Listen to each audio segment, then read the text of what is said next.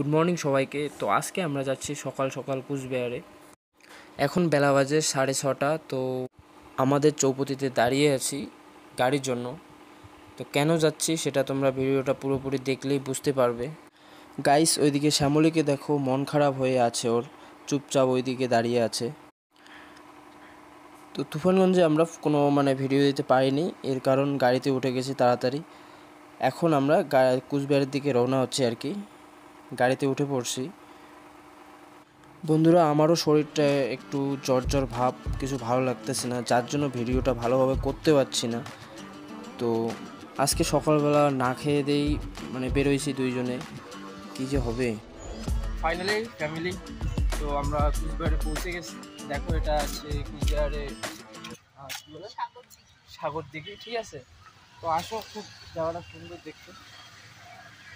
তো অনেকক্ষণে আসছিলাম কিন্তু ভিডিও বানাতে পারিনি, কারণ শরীরটা খুব খারাপ ছিল আর কি। তো তোমাদের দেখাচ্ছি, দেখো এটা আছে কুচবিহারে সাগরডি, তাই না? তো কেন আসছি সেটা তোমাদের পরে দেখাচ্ছি, ঠিক আছে।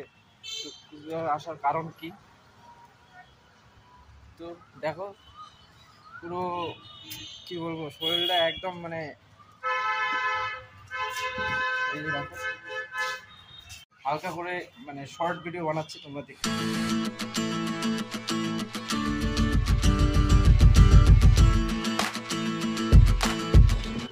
তো গাইস, কাজ শেষ। আমরা এখানে কি কাজের জন্য এসেছি?